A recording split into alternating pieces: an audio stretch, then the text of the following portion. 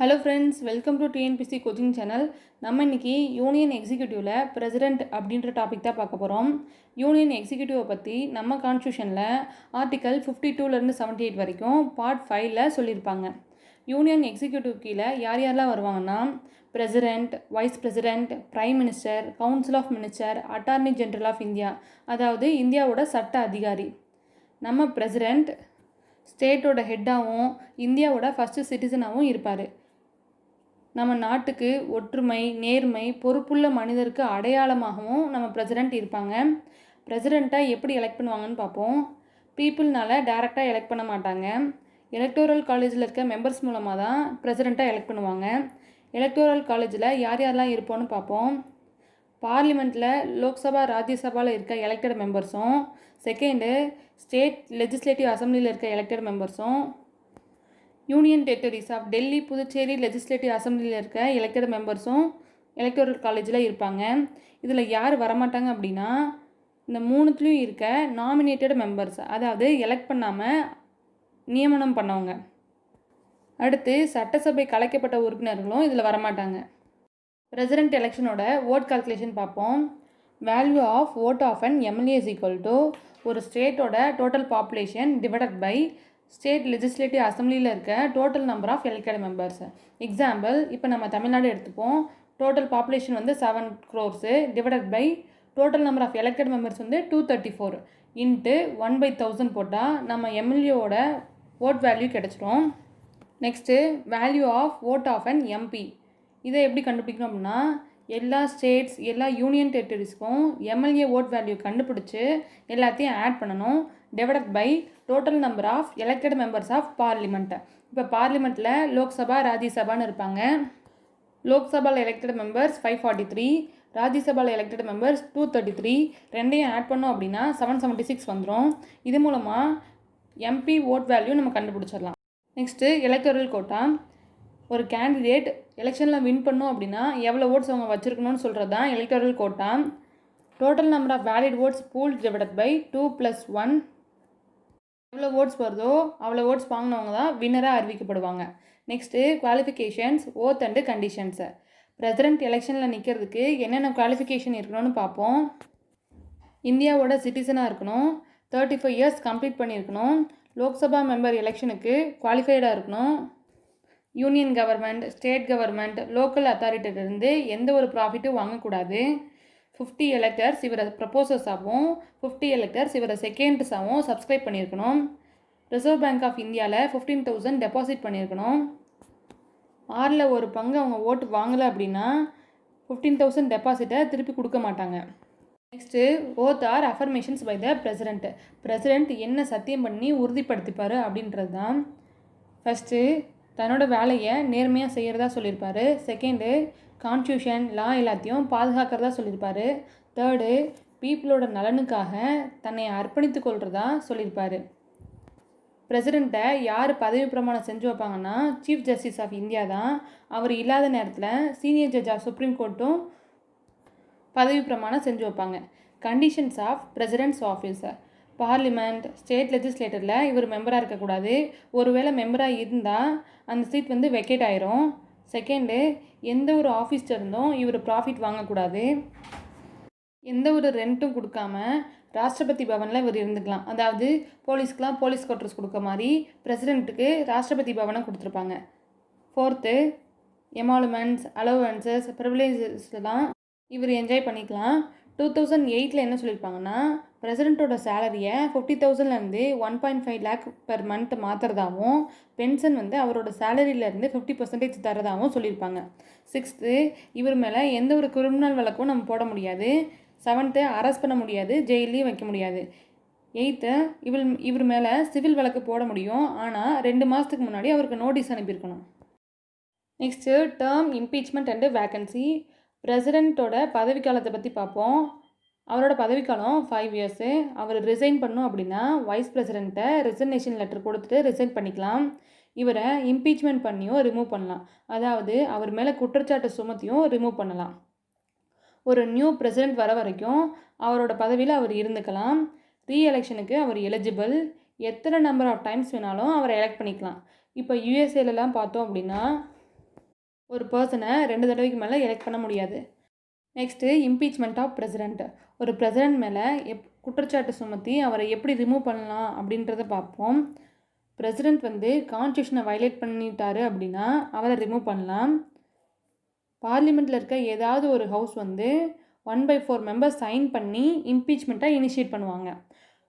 பிரசிடெண்ட்டுக்கு 14 days நோட்டீஸும் கொடுத்துருவாங்க. Impeachment அந்த ஹவுஸில் 2/3 மெஜாரிட்டியோட பாஸ் ஆயிடுச்சு அப்படின்னா அடுத்த ஹவுஸ்க்கு அனுப்புவாங்க. அந்த ஹவுஸ் இன்வெஸ்டிகேட் பண்ணுவாங்க. அந்த இன்வெஸ்டிகேஷனில் பிரசிடெண்ட்டும் அப்பியர் ஆகலாம். அதுக்கான ரைட்ஸ் அவருக்கு இருக்குது. அதர் ஹவுஸ்லேயும் இம்பீச்மெண்ட் பாஸ் ஆயிடுச்சு 2/3 மெஜாரிட்டியோட அப்படின்னா பிரசிடெண்ட்டை ஆஃபீஸ்லேருந்து ரிமூவ் பண்ணிடுவாங்க. இதில் யார் யாரெல்லாம் இருக்க மாட்டாங்கன்னு பார்ப்போம். பார்லிமெண்ட்டில் இருக்க நாமினேட்டட் மெம்பர்ஸ் பார்ட்டிசிபேட் பண்ணலாம், பார்ட்டிசிபேட் பண்ணாமலும் இருக்கலாம். செகண்டு, ஸ்டேட் லெஜிஸ்லேட்டர், யூனியன் டெரிட்டரிஸில் இருக்க எலெக்டட் மெம்பர்ஸ்லாம் பார்ட்டிசிபேட் பண்ண மாட்டாங்க. இது வரைக்கும் எந்த பிரசிடெண்ட்டையும் இம்பீச் பண்ணி ரிமூவ் பண்ணது கிடையாது. வேக்கன்சி இந்த பிரசிடெண்ட் ஆஃபீஸ் எப்போல்லாம் வேக்கண்ட்டாக இருக்குன்னு பார்ப்போம். ஃபஸ்ட்டு, அவரோட பதவிக்காலம் முடியும் போது. செகண்டு, ரிசர்னேஷன் பண்ணிட்டாருன்னா. தேர்டு, அவர் மேலே குற்றச்சாட்டு சுமத்தி ரிமூவ் பண்ணிட்டாங்கன்னா. ஃபோர்த்து, அவர் இறந்துட்டாருன்னா. ஃபிஃப்த்து, அவரோட எலெக்ஷனை செல்லாதுன்னு சொல்லிட்டாலோ அவரை டிஸ்குவாலிஃபை பண்ணிட்டாலோ பிரசிடெண்ட்டோட ஆஃபீஸ் வேக்கண்ட்டாக இருக்கும். பிரசிடெண்ட் பதவியில் இருக்கும்போதே நியூ பிரசிடெண்ட்டுக்கான எலெக்ஷன் நடக்கும். ஒரு வேளை எலெக்ஷன் டிலே ஆயிடுச்சு அப்படின்னா அதே பிரசிடெண்ட் அவரோட பதவியில் இருப்பார். நெக்ஸ்ட்டு, ரிசர்னேஷன், ரிமூவல், டெத் மூலமாக வேக்கண்ட்டாக இருந்தது அப்படின்னா வேக்கன்சியை 6 மாதத்துக்குள்ளே ஃபில் பண்ணும். அது வரைக்கும் வைஸ் பிரசிடெண்ட் பிரசிடெண்ட்டாக இருப்பார். வைஸ் பிரசிடெண்ட் இல்லை அப்படின்னா சீஃப் ஜஸ்டிஸ் ஆஃப் இந்தியா இருப்பார். சீஃப் ஜஸ்டிஸ் ஆஃப் இந்தியாவும் இல்லை அப்படின்னா senior judge of supreme court பிரசிடெண்ட்டாக இருப்பார். Next, powers and functions of the president. First, executive power பார்ப்போம். எல்லா எக்ஸிக்யூட்டிவ் ஆக்ஷனும் இவர் பேரில் தான் எடுப்பாங்க.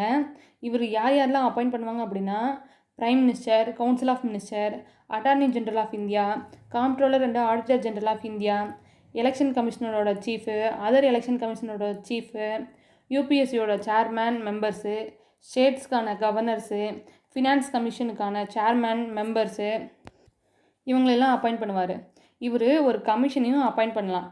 எதுக்கு அப்படின்னா எஸ்சி, எஸ்டி, பிசிக்கான கண்டிஷன்ஸ் எப்படி இருக்குது அப்படின்னு இன்வெஸ்டிகேட் பண்ணுறதுக்காக. Next, appoint interstate council.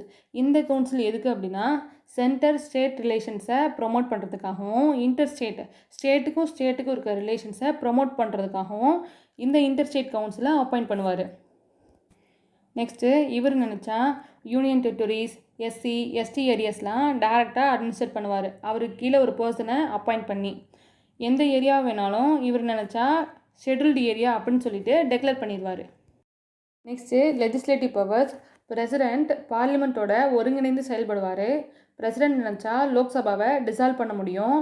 2 houses of பார்லிமெண்ட்டையும் joint சிட்டிங்க்கு இவர் கூப்பிடலாம்.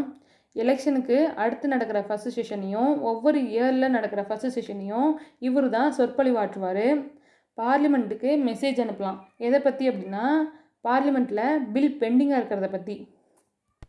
ஸ்பீக்கர், டெபுட்டி ஸ்பீக்கர் இந்த போஸ்ட்லாம் வேக்கண்ட்டாக இருக்கப்போ பிரசிடெண்ட் லோக்சபாவில் இருக்க எந்த மெம்பரை வேணாலும் அப்பாயிண்ட் பண்ணலாம், ஸ்பீக்கராகவும் டெபுட்டி ஸ்பீக்கராகவும். அதே மாதிரி சேர்மன், டெபுட்டி சேர்மன் போஸ்ட் வேக்கண்ட்டாக இருக்கப்போ ராஜ்யசபாவில் எந்த மெம்பரை வேணாலையும் அப்பாயிண்ட் பண்ணலாம். நெக்ஸ்ட்டு, ராஜ்யசபாவில் 12 மெம்பர்ஸை நாமினேட் பண்ணுவார். Literature, science, art and social சர்வீஸில் எக்ஸ்பர்ட்டாக இருக்கவங்கள. நெக்ஸ்ட்டு, லோக்சபாவில் 2 மெம்பர்ஸை நாமினேட் பண்ணுவார் ஆங்கிலோ இந்தியன் கம்யூனிட்டியிலேருந்து. எம்பியை இவர் டிஸ்குவாலிஃபை பண்ணலாம் எலெக்ஷன் கமிஷன்கிட்ட கன்சல்ட் பண்ணிவிட்டு. அவசரகால சட்டத்தை இவர் அறிமுகப்படுத்தலாம். Andaman and Nicobar island, Lakshadweep, Dadra and Nagar Haveli, Daman and Diu, Puducherry இந்த யூனியன் டெரிட்டரிஸ்க்கெலாம் பீஸ்க்காகவும் ப்ராக்ரஸ் அண்ட் குட் கவர்மெண்ட்டுக்காக ரெகுலேஷன்ஸை மேக் பண்ணலாம். எந்த ஒரு பில்லும் பிரசிடெண்ட்டோட அப்ரூவல் இருந்தால் தான் ஆக்டாக மாறும். இதில் பிரசிடெண்ட்டுக்கு 3 அல்டர்னேட்டிவ்ஸ் இருக்குது. ஃபஸ்ட்டு, பில்லுக்கு அப்ரூவல் கொடுக்கலாம். செகண்டு, அப்ரூவல் கொடுக்காம வித்ஹோல்ட் பண்ணிக்கலாம். தேர்டு, ரீகன்சிடரேஷனுக்காக அந்த பில்லை திரும்பி அனுப்பலாம். Third, financial power. எல்லா மணி பில்லும் பார்லிமெண்ட்டில் இன்ட்ரடியூஸ் பண்ணுறதுக்கு முன்னாடி பிரசிடெண்ட்டோட ப்ரியர் ரெக்கமெண்டேஷன் வாங்கியிருக்கணும். பார்லிமெண்ட் முன்னாடி ஒரு வருஷத்துக்கான ஃபினான்சியல் ஸ்டேட்மெண்ட்டை இவர் சொல்லுவார். எதிர்பாராத சுச்சுவேஷன்ஸில் கண்டிஜென்சி ஃபண்ட் ஆஃப் இந்தியாவிலேருந்து எடுத்து இவர் செலவு பண்ணலாம். ஒவ்வொரு 5 இயர்ஸ்க்கும் ஃபினான்ஸ் கமிஷனை கான்ஸ்டியூட் பண்ணலாம், அதாவது அமைக்கலாம். 4th judicial power. இவர் chief justice, supreme court judge, high court ஜட்ஜெல்லாம் அப்பாயிண்ட் பண்ணுவார். சுப்ரீம் கோர்ட்டிலேருந்து அட்வைஸும் இவர் கேட்டுக்கலாம். பனிஷ்மெண்ட்லேருந்து இவர் மன்னிப்பு வழங்குவார். 5th diplomatic powers. எல்லா இன்டர்நேஷ்னல் ட்ரீட்டிஸ் அண்ட் அக்ரிமெண்ட்ஸ்க்கான பேச்சுவார்த்தை எல்லாமே பிரசிடெண்ட் முன்னிலையில் தான் நடக்கும். வெளிநாட்டுக்கு தூதரை அனுப்புறது, அங்கேருந்து வரவழைக்கிறது, அதுக்கான பவர்ஸ்லாம் பிரசிடெண்ட்டுக்கு இருக்குது. 6th military power. டெஃபென்ஸ் ஃபோர்ஸஸோட சுப்ரீம் கமாண்டர் தான் பிரசிடெண்ட்டு. இவர் ஆர்மி, நேவி அண்டு ஏர்ஃபோர்ஸோட சீஃப் எல்லாத்தையும் அப்பாயிண்ட் பண்ணுவார். இவர் பார்லிமெண்ட்டோட அப்ரூவலோட வார பீஸை கன்க்ளூட் பண்ணலாம். 7th emergency power. எமர்ஜென்சிலேயே 3 டைப்ஸ் இருக்குது. National emergency, state emergency, financial emergency. எல்லா எமர்ஜென்சியும் பிரசிடெண்ட் தான் கொண்டு வருவார். Next veto power of the president. எல்லா பில்லும் பிரசிடெண்ட்டோட அப்ரூவல் இருந்தால் மட்டும்தான் ஆக்ட்ஸாக மாறும். இதில் பிரசிடெண்ட்டுக்கு 3 ஆல்டர்னேட்டிவ்ஸ் இருக்குது. ஃபஸ்ட்டு இவர் இந்த பில்லுக்கு அப்ரூவல் கொடுக்கலாம். செகண்டு அப்ரூவல் கொடுக்காம வித்ஹோல்ட் பண்ணிக்கலாம். தேர்டு பில்லை ரீகன்சிலேஷனுக்காக திருப்பி அனுப்பலாம். ஆனால் அந்த பில் எந்த ஒரு திருத்தமும் இல்லாமல் திருப்பி பிரசிடெண்ட்டோட அப்ரூவலுக்கு வந்தது அப்படின்னா அவரோட அசன்ட்டை அவர் கொடுத்து தான் ஆகணும். Next veto power. வீட்டோ பவரில் மொத்தம் 4 டைப்ஸ் இருக்குது. ஆனால் நம்ம இந்தியன் பிரசிடெண்ட்டுக்கு 3 வீட்டோஸ் தான் இருக்குது. செகண்ட் வீட்டோவான குவாலிஃபைட் வீட்டோ அமெரிக்கன் பிரசிடெண்ட்டுக்கு மட்டும்தான் இருக்குது. First absolute veto. ஒரு பில்லை வித்ஹோல்ட் பண்ணிக்கலாம் பிரசிடெண்ட் எப்போல்லாம் அப்படின்னா அது ப்ரைவேட் மெம்பர் பில்லாக இருந்தால், அதாவது மினிஸ்டர்ஸ் இல்லாமல் மெம்பர் பாஸ் பண்ண பில்லாக இருந்தால். Second government bill. அப்போது அந்த கேபினட் ரிசைன் ஆகிட்டாங்க, நியூ கேபினட் இந்த பில்லுக்கு அப்ரூவல் கொடுக்காதீங்கன்னு சொன்னாலும் வித்ஹோல்ட் பண்ணிக்கலாம். Next qualified veto. ஒரு பில்லை ரீகன்சிலேஷனுக்கு அனுப்பி ஹையர் மெஜாரிட்டியோட பிரசிடெண்ட் அப்ரூவலுக்கு பிரசிடெண்ட் அப்ரூவ் பண்ணுறது தான் குவாலிஃபைட் வீட்டோ. இது அமெரிக்கன் பிரசிடெண்ட்டுக்கு மட்டும்தான் இருக்குது. Third suspensive veto. ஒரு பில்லை ரீகன்சிலேஷனுக்காக அனுப்பி ஆர்டினரி மெஜாரிட்டியோட திரும்ப பிரசிடெண்ட் அப்ரூவலுக்கு வர்றது தான் சஸ்பென்சிவ் வீட்டோ. பிரசிடெண்ட் இதுக்கு அசன்ட் கொடுக்கலாம், இல்லைன்னா வித்ஹோல்ட் பண்ணிக்கலாம். ஆனால் ரீகன்சிலேஷனுக்கு மட்டும் அனுப்பக்கூடாது. 4th packet veto. ஒரு பில் மேலே எந்த ஒரு ஆக்ஷனும் எடுக்காமல் அதை ஒரு இன்டெஃபினைட் பீரியட் வரைக்கும் வச்சுக்கிறது தான் பாக்கெட் வீட்டோ. ஸ்டேட் லெஜிஸ்லேஷனில் பிரசிடெண்ட்டுக்கு வீட்டோ பவர் இருக்குது. ஸ்டேட் லெஜிஸ்லேட்டரில் ஒரு பில் பாஸ் ஆகணும் அப்படின்னா கவர்னரோட அப்ரூவல் வேணும், இல்லை அப்படின்னா பிரசிடெண்ட்டோட அப்ரூவல் வேணும். கவர்னருக்கு இதில் 4 ஆல்டர்னேட்டிவ்ஸ் இருக்குது. ஃபஸ்ட்டு அவரோட அப்ரூவல் கொடுக்கலாம். செகண்டு வித்ஹோல்ட் பண்ணிக்கலாம் அப்ரூவல் கொடுக்காம. தேர்டு ரீகன்சிலேஷனுக்காக அனுப்பலாம். 4th பிரசிடெண்ட்டோட கன்சிடரேஷனுக்காக அந்த பில்லை ரிசர்வ் பண்ணி வச்சுக்கலாம். பிரசிடெண்ட்டுக்கு ஸ்டேட் லெஜிஸ்லேட்டரில் 3 ஆல்டர்னேட்டிவ்ஸ் இருக்குது. ஃபஸ்ட்டு அவரோட அப்ரூவல் கொடுக்கலாம், அப்ரூவல் கொடுக்காம வித்ஹோல்ட் பண்ணிக்கலாம். தேர்டு ரீகன்சிலேஷனுக்காக அனுப்பலாம். அப்படியும் ரீகன்சிலேஷனுக்கு அனுப்பின பில் திரும்ப பாஸ் ஆகி வந்தது அப்படின்னா பிரசிடெண்ட்டோட அப்ரூவல் கொடுக்கணுன்னு அவசியம் கிடையாது. Next ordinance making power of president. ஏதாவது அன்ஃபார்ச்சுனேட் சுச்சுவேஷன் அப்போது பிரசிடெண்ட்டுக்கு ஆர்டினன்ஸ் மேக்கிங் பவர் இருக்கும். ஆர்டிகல் 123 என்ன சொல்லியிருப்பாங்கன்னா, பார்லிமெண்ட் செஷனில் இல்லாதப்போ பிரசிடெண்ட் ஆர்டினன்ஸை அறிவிக்கலாம் அப்படின்னு சொல்லியிருப்பாங்க. ஆர்டினரி லாஸுக்கும் இவர் இப்போ கொண்டு வர லாஸுக்கும் என்ன டிஃப்ரென்ஸ்னால், அது ஃபுல்லாமே பெர்மனண்ட் லாஸ். இப்போ இவர் சொல்கிறதுலாம் டெம்பரவரி லாஸ். ஆர்டினன்ஸை கொண்டு வரதில் 4 லிமிட்டேஷன் சொல்லியிருப்பாங்க. ஃபஸ்ட்டு 2 ஹவுஸ் ஆஃப் பார்லிமெண்ட்டும் செஷனில் இல்லாதப்போலும், ஏதாவது ஒரு ஹவுஸ் ஆஃப் பார்லிமெண்ட் செஷனில் இல்லாதப்பவும் ஆர்டினன்ஸை கொண்டு வரலாம்.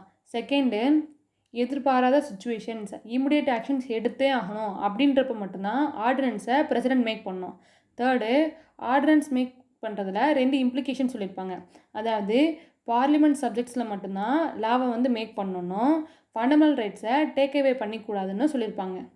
ஃபோர்த்து ஆர்டினன்ஸ் அப்போ கொண்டு வந்த லாஸ்லாம் எப்போ ஆக்டாக மாறும் அப்படின்னா 2 ஹவுஸ் ஆஃப் பார்லிமெண்ட்டும் ரீஅசம்பிள் ஆகி அப்ரூவ் பண்ணால் மட்டும்தான் அது ஆக்டாக மாறும்.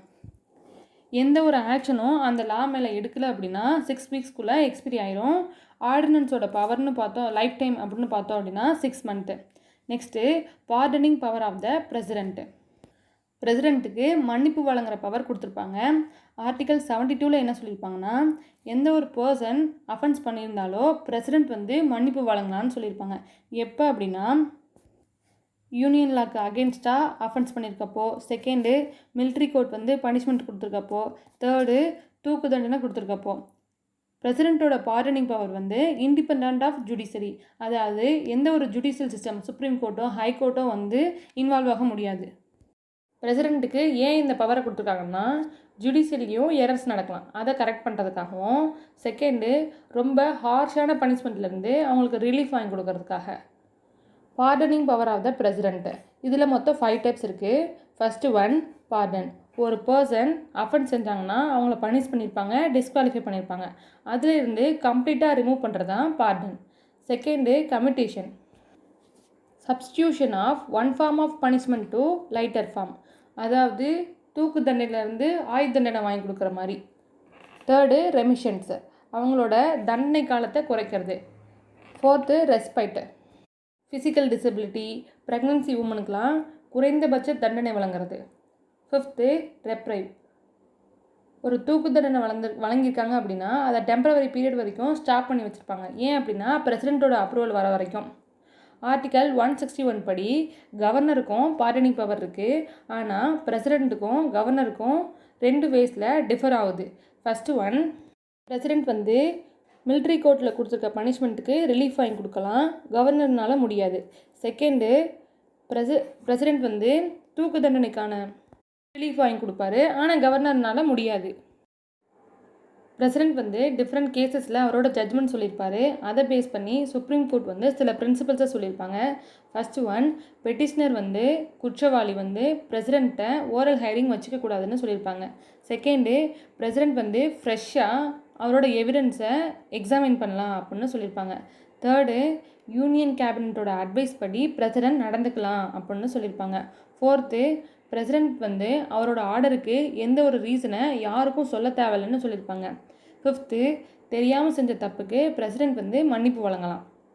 சிக்ஸ்த்து, பிரசிடெண்ட்டோட பவர் இவ்வளோ தான் அப்படின்னு சுப்ரீம் கோர்ட் வந்து எந்த ஒரு கைட்லைன்ஸும் ப்ரொவைட் பண்ண தேவையில்லைன்னு சொல்லியிருப்பாங்க. செவன்த்து, பிரசிடெண்ட்டோட பவரை ஜுடிஷியல் ரிவ்யூ பண்ணக்கூடாது, அதாவது நீதித்துறை வந்து மறு ஆய்வு பண்ணக்கூடாதுன்னு சொல்லியிருப்பாங்க. எக்ஸப்ட் ஆர்பிட்ரரி, இர்ரேஷனல் அண்டு மேல்ஃபைடு, அது வந்து நியாயமற்ற முறை, பகுத்தறிவு, நேர்மையற்ற முறையை தவிர. எயித்து, பிரசிடெண்ட் வந்து இயர்லி பெட்டிஷனை ரிஜெக்ட் பண்ணிட்டாரு அப்படின்னா அனதர் பெட்டிஷனை ஃபைல் பண்ணுறதுக்கு எந்த ஒரு ரைட்ஸும் கிடையாது. Constitution position of the president. நம்ம இந்தியா வந்து பார்லிமெண்ட்ரி ஃபார்ம் ஆஃப் கவர்மெண்ட், அதில் பிரசிடெண்ட் வந்து நாமினல் எக்ஸிக்யூட்டிவ், ரியல் எக்ஸிக்யூட்டிவ் வந்து prime ministers and council of ministers. Prime ministers and council of ministers advice படி பிரசிடெண்ட் நடந்துப்பார். Constitutional provision of president, article 53ல் பிரசிடெண்ட்டோட executive பவரை பற்றி சொல்லியிருப்பாங்க.